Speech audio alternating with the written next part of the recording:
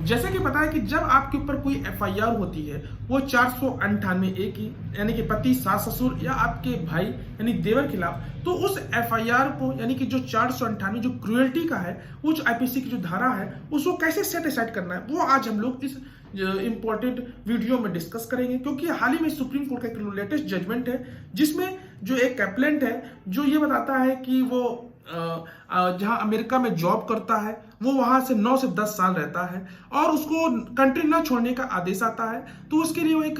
Criminal miss petition दाखिल करता है माननीय हाई कोर्ट में, जहां उसकी पिटीशन को डिसमिस कर दिया जाता है। तो आज हम लोग उसी इंपॉर्टेंट जजमेंट के बारे में बात करेंगे, कहां जहां पे उसको सुप्रीम कोर्ट द्वारा उसको पक्ष में बहुत अच्छा फैसला आता है और जो हाई कोर्ट द्वारा लोअर कोर्ट द्वारा जो ऑर्डर उसको सेट असाइड कर दिया जाता है और उसके ऊपर जो आईपीसी की धारा है 498 उसको भी सेट असाइड कर दिया जाता है। तो जानते हैं इस इंपॉर्टेंट जजमेंट के बारे में। हेलो एवरीवन, स्वागत है आपका मेरे चैनल में। मैं प्रशांत कुमार शुक्ला, एडवोकेट। साथियों, आज की वीडियो में हम लोग सुप्रीम कोर्ट का एक और इंपॉर्टेंट लेटेस्ट जजमेंट के बारे में बात करेंगे। जो केस का जो टाइटल है वो Deepak Sharma versus state of Haryana and others के मामले में है। जो यह क्रिमिनल अपील नंबर है वो 83 ऑफ 2022 है। तो इस इंपॉर्टेंट जजमेंट को आप समझिएगा और वीडियो को पूरा देखिएगा और अगर चैनल पर चैनल को जरूर सब्सक्राइब, जिससे कि वीडियो का सबसे पहले नोटिफिकेशन देखने को मिले। तो चलिए शुरू करते हैं। जो ये मामला था, ये कंप्लेनेंट यानी कि उसकी एक जो पत्नी होती है उसकी तरफ से दर्ज करा जाती है, बताती है कि उसकी जो शादी होती है वो 20/1/2019 में हिंदू रीति रिवाज से होती है। शादी के बाद वह जब अमेरिका जाती है तो वहां पे यानी कि उसका अप्लेंट भी रहता है, उसका हस्बैंड भी रहता है। फिर इन दोनों के बीच में थोड़ा हस्बैंड और वाइफ के बीच में डिस्प्यूट अराइज होने लगता है। उसके बाद जो उसकी पत्नी होती है वो वहां से अमेरिका से वापस अकेले चली जाती है और यहाँ पे एक एफआईआर दर्ज कराती है। ये दर्ज कराती है कि जब वह अमेरिका गई थी उसके साथ वहां पे काफी उसको टॉर्चर किया, उसको मेंटली टॉर्चर किया जा रहा था। जब वहां पे थी तो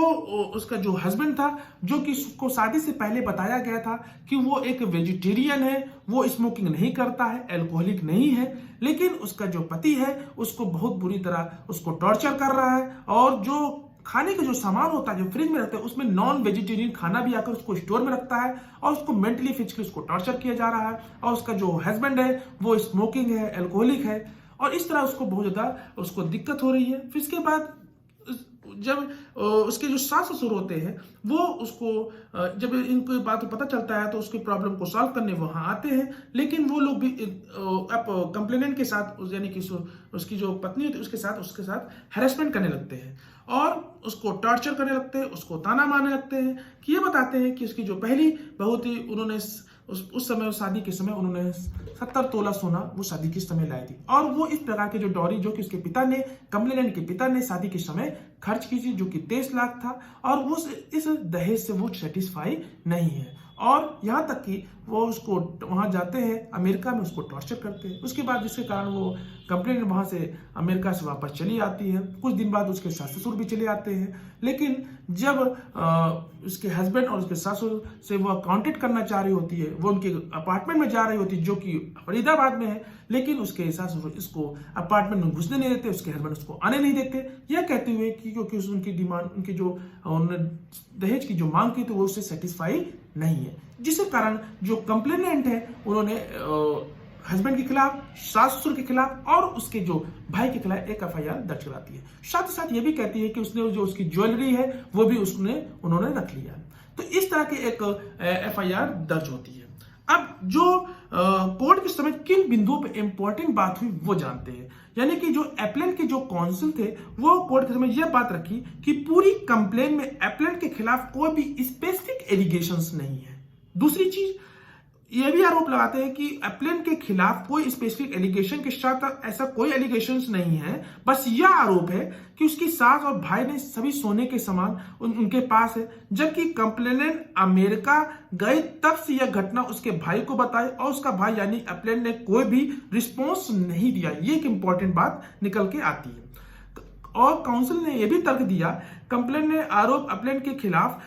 498 आईपीसी का अपराध भी नहीं बनता है, जिसमें कंप्लेंट कोई भी एक्ट जैसे कि उसके साथ कोई इंजरी किया हो, कोई उसको मेंटली टॉर्चर किया हो, कोई डॉरी की डिमांड किया हो, इस तरह का कोई भी ऐसा मामला उसमें नहीं बनता। साथ ही कोर्ट के समझ ये भी बात रखा, एक इंटरेस्टिंग पॉइंट था कि कंप्लेनेंट ने जो एड्रेस दिया था अपने पति का एड्रेस, यानी कि जो कि यूएसए में वो भी वर्क करता है, साथ ही साथ उसका जो परमानेंट एड्रेस वो फरीदाबाद है, जबकि जो कंप्लेन में साफ क्लियर है कि अप्लेनेंट उस एड्रेस तथा उस सेम प्रेमाइस में कभी रहता ही नहीं था, और उसका भाई का एड्रेस और अप्लेन जहां की वर्क करता है यानी कि टेक्सास यूएसए में, जबकि उसका भाई जहां वर्क करता है और रहता है वो नॉर्थ कैरोलिना में है। साथ ही साथ एक इंपॉर्टेंट बात यह भी रखी कि कंप्लेंट ना किसी प्रकार की ज्वेलरी दी गई, बल्कि वह ऑलरेडी उसकी सास उसके भाई के पास थी, और ना किसी प्रकार से अप्लेनेंट द्वारा उसे छीना गया था, और ना ही उसे कोई जबरदस्ती की गई थी, बल्कि जो ज्वेलरी वो एक सेफ्टी पर्पज से बस उनके